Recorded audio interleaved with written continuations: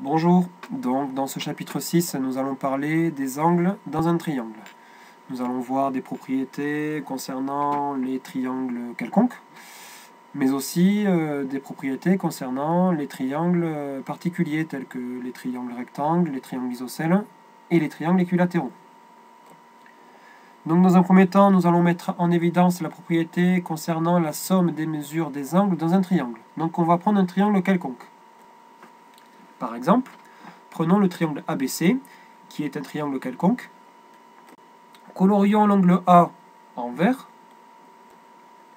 l'angle C en rouge et l'angle B en bleu. Nous allons ensuite découper selon les pointillés et nous faisons pivoter l'angle bleu et l'angle rouge de façon à ce que les trois angles soient accolés. C'est-à-dire que l'angle bleu, l'angle vert et l'angle rouge vont se rejoindre au niveau du sommet A. Qu'est-ce que nous observons? Eh bien que les trois angles, l'angle bleu, l'angle vert et l'angle rouge, sont accolés et qu'ils forment un angle plat.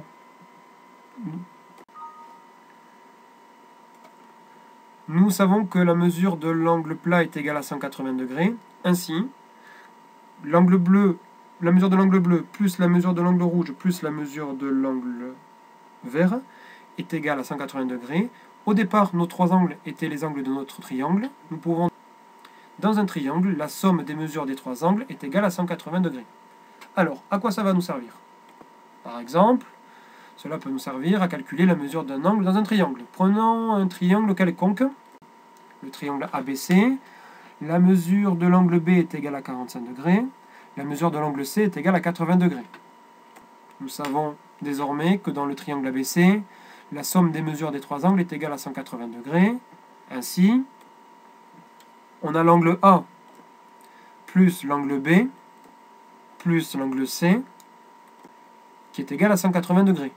On va pouvoir remplacer la mesure de l'angle B et la mesure de l'angle C par leur valeur. On obtient donc la mesure de l'angle A plus 45 degrés plus 80 degrés est égale à 180 degrés.